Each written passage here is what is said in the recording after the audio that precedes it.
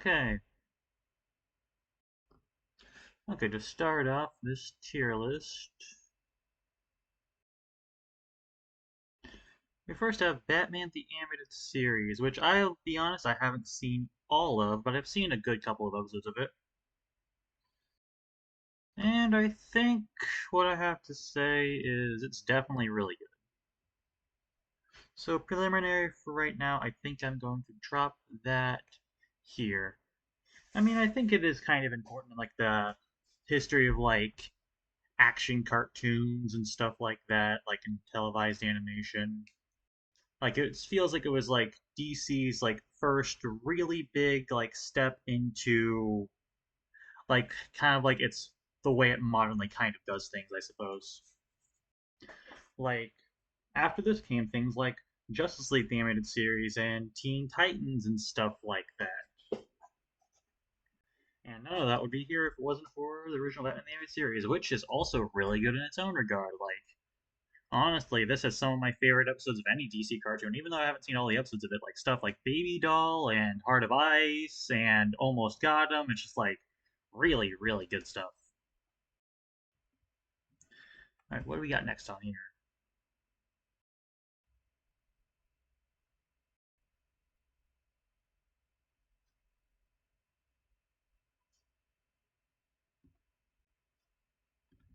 Got Two Stupid Dogs next up. What I gotta say about Two Stupid Dogs is,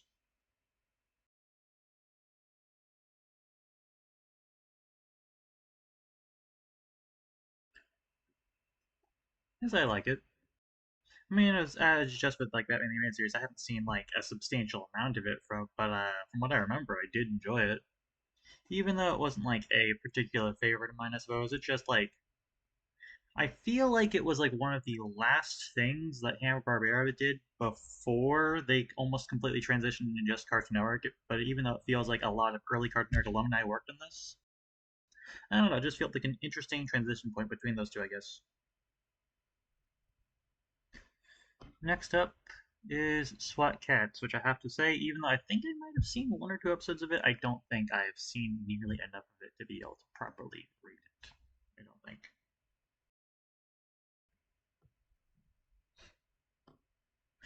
Honestly, I'll get it out of the way as well because I could say a very similar thing about the Moxie show. I don't think I've ever actually seen a single episode of the show. As the same with Johnny Quest. Might as well just knock it. Honestly, might as well just knock out all the ones I haven't seen for now, so I just they don't like clog up the feed. Yeah, I don't think I might have seen like one episode of the Current Turns, but that barely counts. I don't think.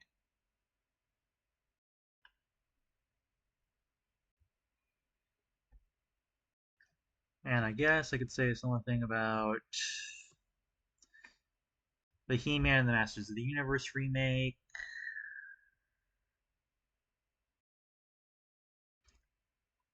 Honestly, I haven't seen Star Wars: The Clone Wars, the original show, much at all either. I mean, I've seen clips from it, but I don't think that counts.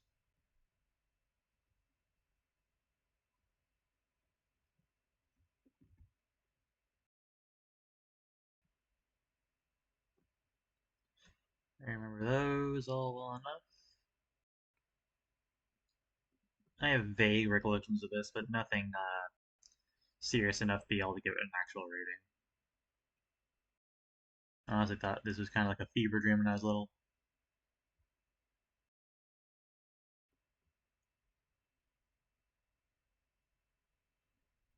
I could say something with Stormhawks as well.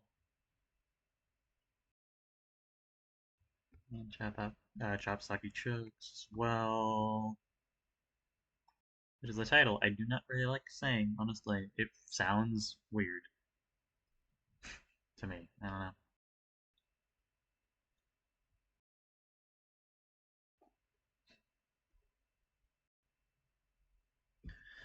And I guess I could say anything else I could say that about. Hero 108, I think I'd also say that about. I haven't seen a substantial amount of it to really say much of anything about it.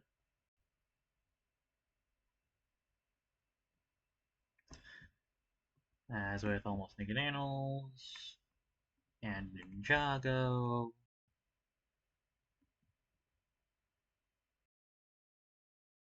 Honestly, anything that I really just like haven't seen a substantial amount of, I should really just place up there as well, even if I've seen like small parts of it. Which I'm starting to realize on this thing is mostly just the things on here that aren't originals. I mean, not entirely, but mostly.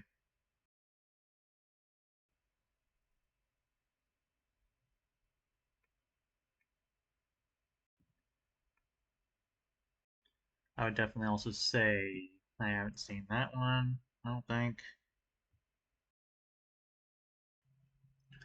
Yeah, it's kind of uncluttering the list with the things I haven't seen enough of to really say much of anything about.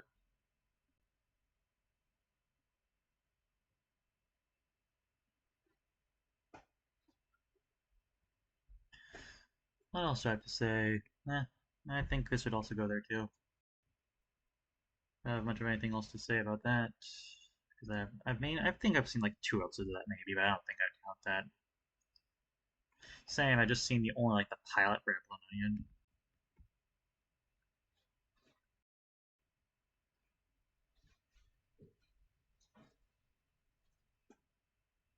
Oh wow, it's starting to rain pretty hard up there.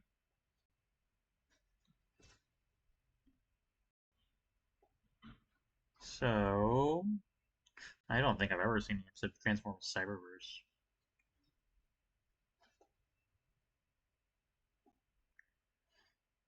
With Fungies, I don't think I've seen it. I mean, I try to keep up with like the modern day Cartoon Network stuff, at least trying out their pilots, but I don't know.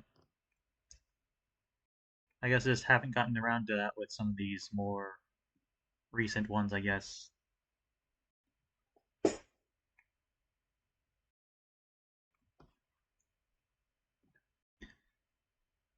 And okay, that one, not that one either, really, or that one.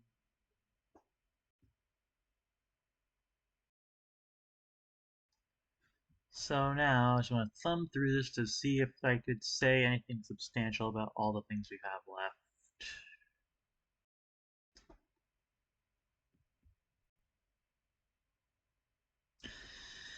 I've only seen 1 episode of Batman Beyond. I don't think that's enough to count it. I mean, I think I could say the same with Mike Lewinog and Chief in the Big City as well. And maybe I should make a new tier above this. It's called Haven't Seen Enough. So I could just like differentiate between like things I've like never seen and things that I might have seen minimally.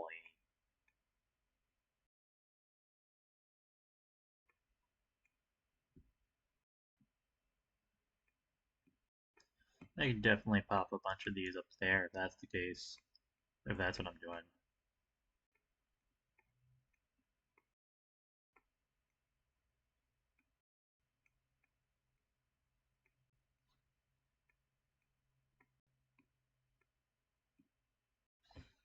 Yeah. And now just to clear up this down here, is there anything else honestly, yeah. Count Chicken and I and Weasel. I mean, they're two of the bigger Cartoon Network classic shows that I just haven't seen much of. I mean, I think I saw a couple of random episodes of them when I was younger, but I haven't seen really that much of them. So, does what I have left on here, does it look good? Will I be able to talk about all of these in any sort of substantial depth?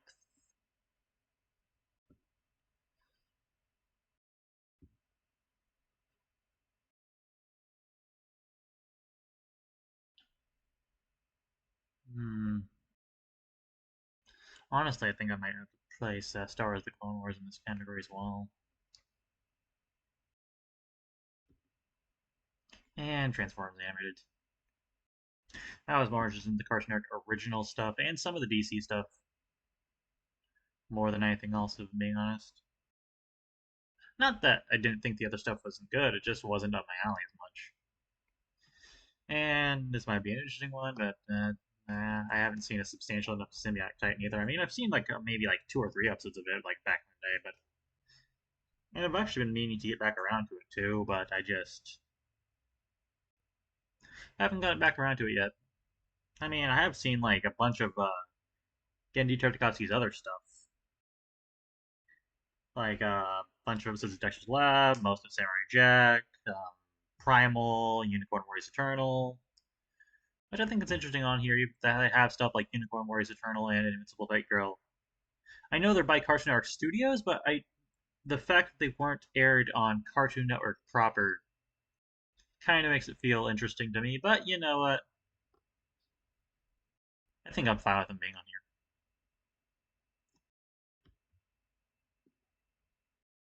Now to comb through this a little more, yeah, the Batman is definitely no. Beware the Batman is definitely also going up there with those. As is Dragon's Riders of Berk.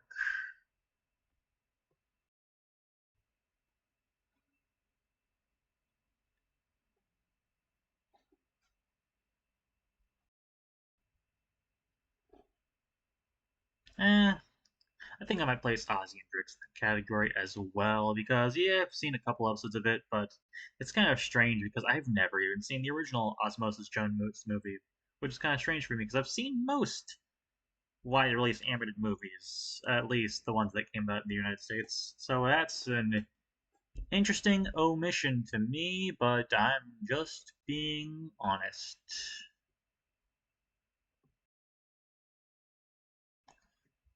So just thumbing through these all one more time before we get to like the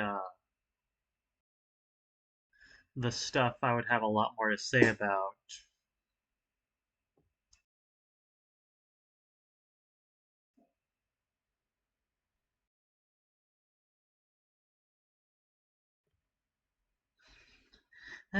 Jessica's a Big Little World. I've seen like the first episode of it, and I did enjoy it, but I didn't. That's not enough to rank something properly.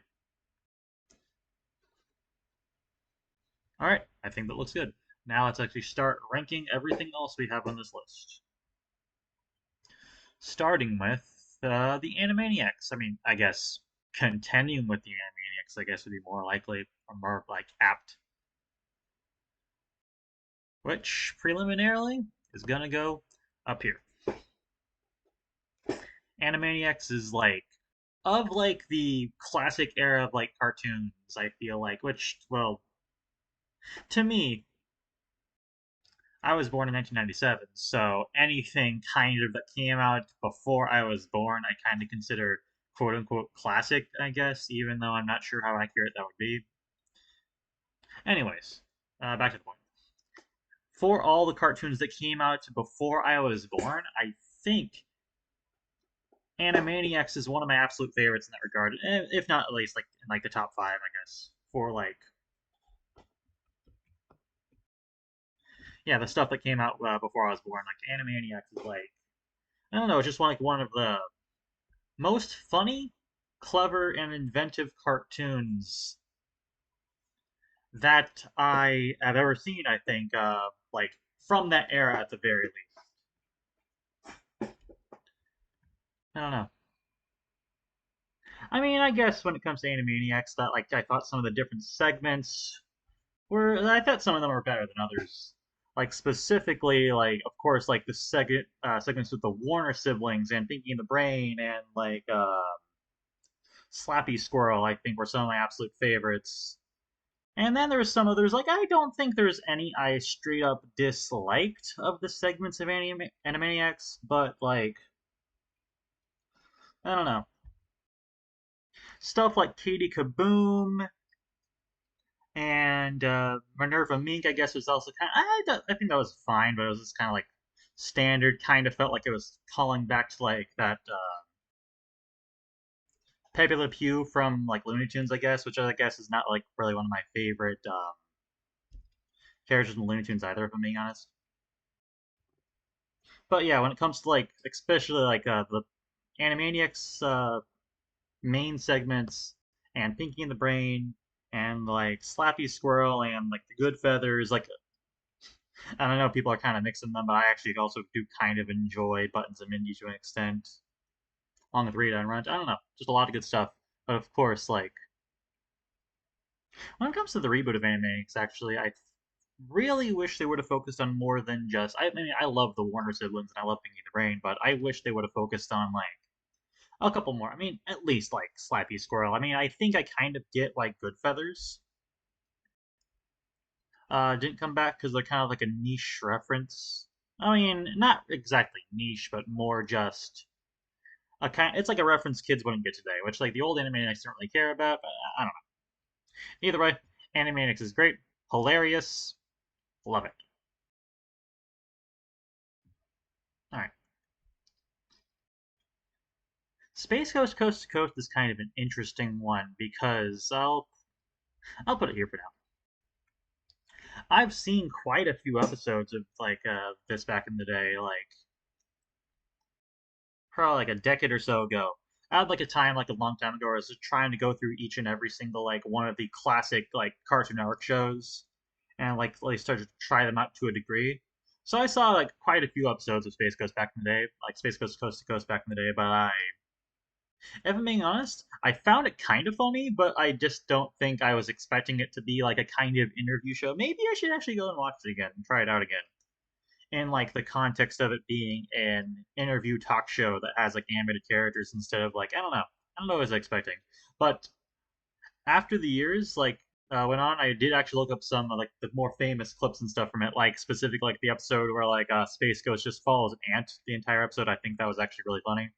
But yeah, I guess I don't really have a lot to say about Space Ghost Coast to Coast, but I have seen it. I do appreciate it for what I've seen. And of course, like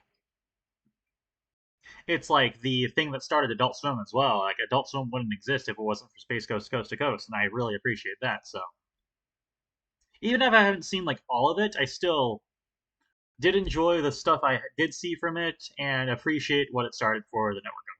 I mean, sister network with Adult Swim, I guess. After that, we have What a Cartoon Show, which I think I'll also just put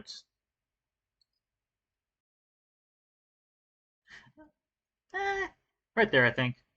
I mean, it's an interesting kind of show to place because What a Cartoon, all it is like a bunch of like cartoon pilots kind of like airing back to back. I think they aired in like sets of threes.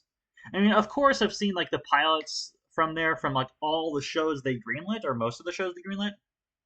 But I did also back in the day watch some of the shorts from some of the stuff they did not greenlight, like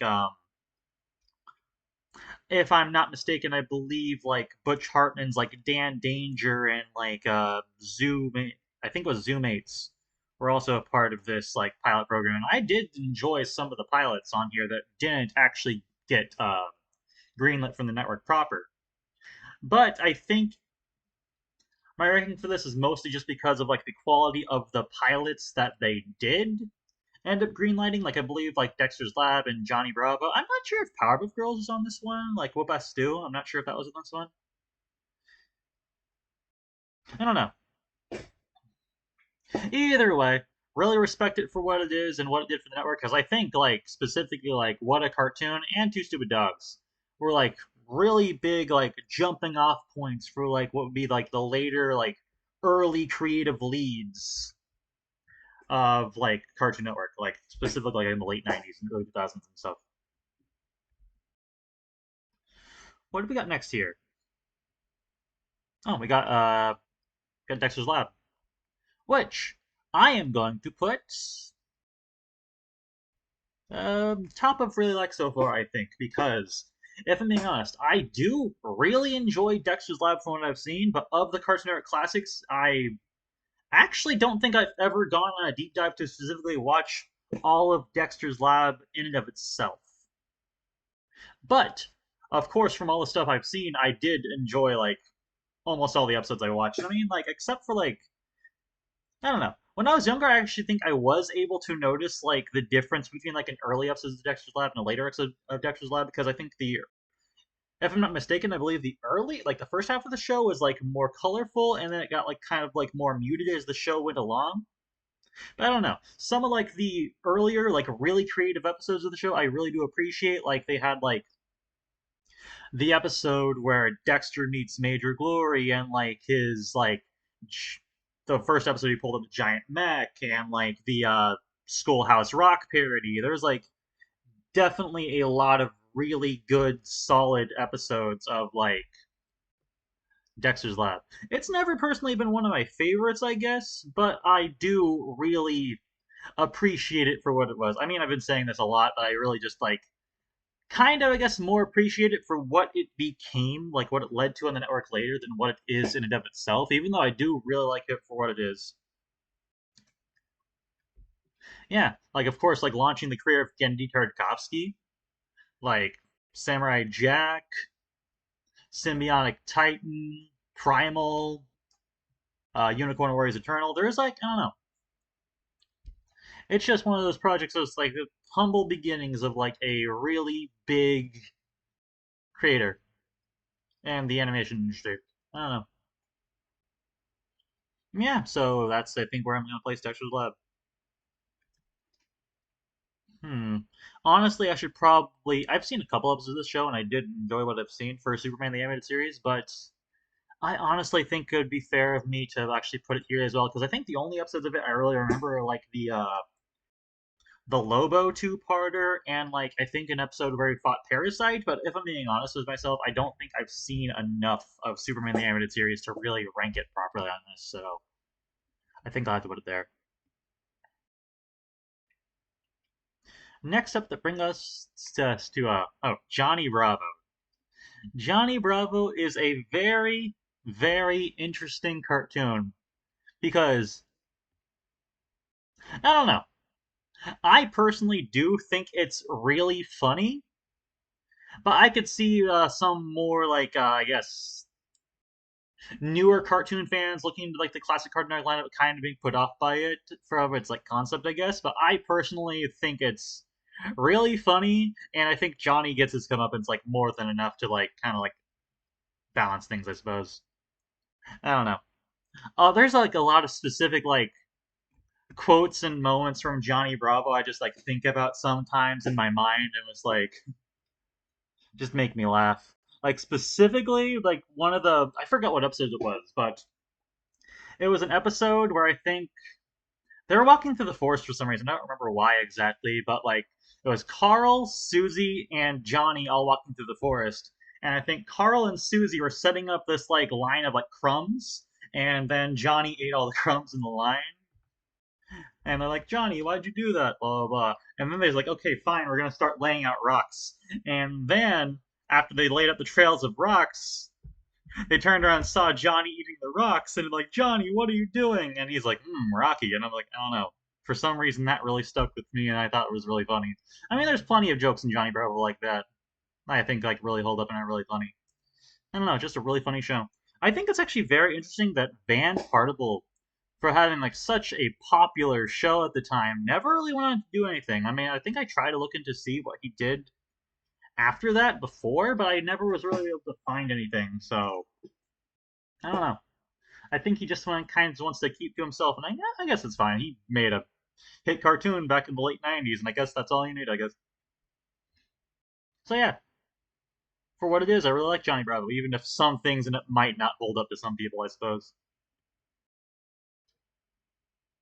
I mean, for understandable reasons, but you know, what's next? Oh, the Powerpuff Girls.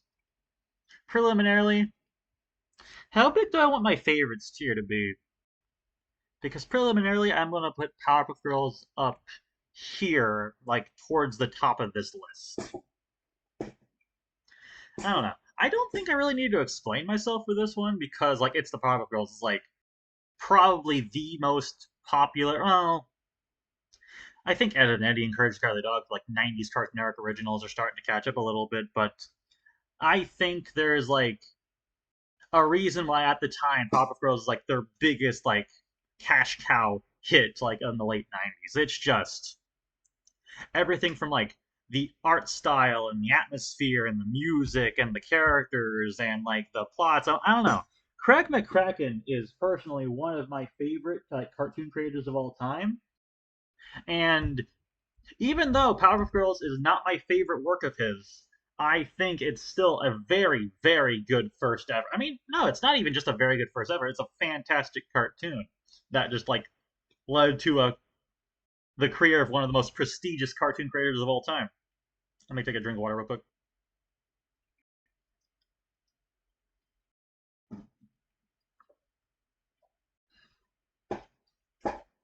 All right, there we go. Yeah, because I'm just Craig McCracken is just like a legend in the animation industry, and I think for a good reason. Because when people kind of think about oh, that classic Cartoon Network art style, like the thick outlines and the abstract shapes of simplistic characters, I think the shows they're really thinking about mostly are Dexter's Lab, Johnny Bravo, and I think maybe even more than those other two, the Powerpuff Girls. I don't know. It's just super charming, super clever, super funny, super unique and interesting. Just I don't know. Like the characters in the show are fantastic. Like the Powerpuff Girls themselves are almost like a perfect trio of characters. Like Blossom as the smart one, the leader, and then Bubbles as the more cutesy one, but she still has kind of an edge to her. Like she may be cute, but she's in no way harmless. If you mess with her, she will kick your ass.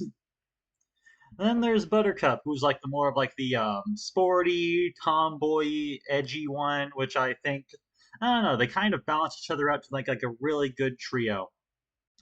And then there's the Rogues Gallery in the show. I genuinely believe that the Powerpuff Girls is one of the best cartoon villain Rogues Gallery of all time. Like you got Mojo Jojo, him, Fuzzy Lumpkins, Princess specifically. I don't know. Something about her is just specifically really funny to I know the Rowdy Rough Boys are the opposites of the Powerpuff Girls, but the juxtaposition between Princess and the Powerpuff Girls I think is also just really funny. The Gang Green Gang, I guess too. Yeah, just I don't know. If I ramble on every single one of the cartoons on here, I guess we're gonna be here all day. But the Powerpuff Girls is genuinely fantastic. I love the show. Moving on. What we got next? Ed, Ed, and Eddy.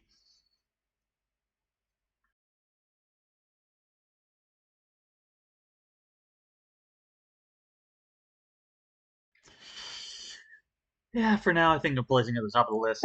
Genuinely, Ed, Ed, and Eddy is one of the funniest cartoons ever created. It just Danny Antonucci had a vision with this. I mean, no, I don't know. He was made it on a dare. I remember that now. He made it because someone dared them. He made a bunch of adult animations at the time, like Lupo the Butcher and stuff like that. And then someone said "Oh, I bet you can't make a good kids cartoon." And I think he basically just "Watch me." And then he made one of the best, funniest kids cartoon ever. I mean, legitimately, when it comes to in terms of cartoon slapstick, Ed, Ed and Eddy, I think, might be the peak of that. Some people might think it's things like Tom and Jerry and Looney Tunes, which I think are definitely understandable for that kind of argument. But Ed, Ed and Eddy is my personal favorite cartoon in terms of slapstick ever. It kills me almost every single time I see it. Everything from I don't know, the animation style, the sound effects, the writing, just the everything about it is just almost like it was crafted to be as funny as possible, and it just works. It works so incredibly well. The Eds are I was just saying at the Powerpuff Girls, I guess. The Eds are also another near perfect cartoon trio. You got Eddy, who's the leader, the greedy one, the plan maker, the one who forces the other two to do his bidding. Double D, who's I guess more the anxious, neurotic, smart one of the group who just tries to keep the other two on a leash and make sure they don't get into too much trouble. And then you got Ed. What do I need to say about Ed? He's legitimately one of the cartoon characters that has probably made me laugh more than any other. He's just so funny, so charming. He's a very simple character, but I don't think that's necessarily a bad thing because you could tell even though Ed might not be the sharpest tool in the shed, he is very, very like loving and caring deep down for his friends. You could tell that. Like, did you see? He's very just a very nice, very like welcoming character. I don't know. Along with being like really, really funny. I don't know. I think even though Ed and Eddy is mainly a comedy cartoon, it also could have some like really good like character like work as well. Surprisingly enough, like I think these are legitimately for like a comedic cartoon pretty well fleshed out characters. Huh. Ed and Eddy's peak. I don't know what else to say. What's next? I honestly think Static Shock is another interesting situation because I've seen a good amount of it, and I've definitely enjoyed what I've seen, but I don't think I could say I've seen nearly enough to be able to rank it properly, if I'm being honest. Even though I have enjoyed what I've seen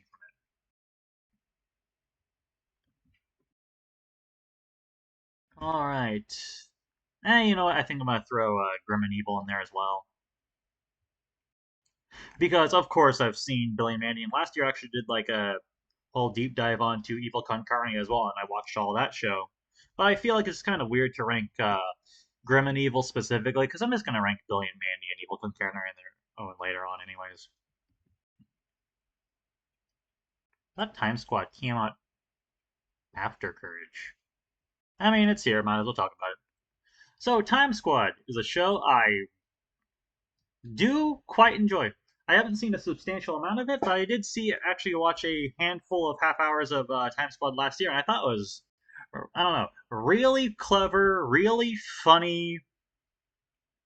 A lot of like, I mean, of course, I don't think Time Squad is meant to be like historically accurate in all aspects. I mean, I think what it is supposed to be is kind of like a an introduction to history as like kind of like a jumping off point for children, but like I don't know, some of the subversions and twists they have with it might get some children the wrong idea for what actually happened in those situations. But I don't know. I forgive it because it's honestly pretty funny. Specifically, Buck Tuzz, he's like a character that kind of cracks me up whenever I see him on screen. Honestly, I don't think I have a lot to say about Time Squad. I mean, I know he's made by a guy named Dave Watson, but when I was a kid, I used to think Time Squad was also another cartoon by Maxwell Adams. Later learned that wasn't the case, but I don't know. I think it's pretty obvious to see where my confusion for that would come from. Anyway, pretty good show. So far, it's going to be top of my like tier. Moving on. Courage the Cowardly Dog. No question. My favorite of the 90s Cartoon Network cartoons. Like of the original cartoons. It's just. What else to say about Courage the Cowardly Dog that hasn't been said before, really? It's like just the spooky like kids cartoon. Like, I mean, there's a couple others, I guess, like Invader Zim, Gravity Falls, and a couple of like that. But Courage the Cowardly Dog is like the spooky kids cartoon, like for a reason.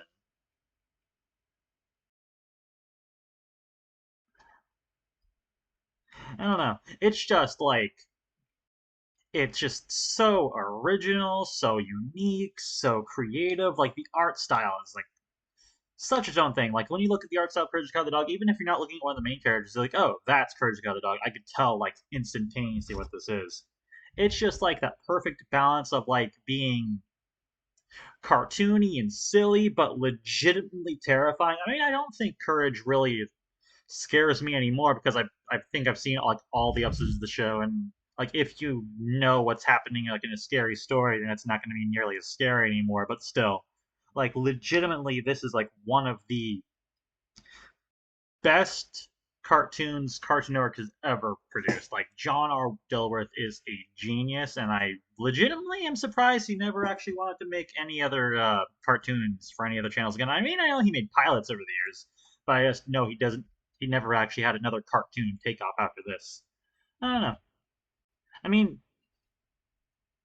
yeah. Back to Courage the Cowardly Dog. It's like if you think of like some of the most memorable cartoon episodes that Cartoon Network's ever made, I think a lot of them are going to be from Courage the Cowardly Dog. Like the what was it called? The Pharaoh's Curse, Return the Slab, and like Perfect, the episode with like the space squids, the mask, like so many different classic episodes of the show. It's just genuinely one of the best shows Cartoon Network has ever made. I love the show so much.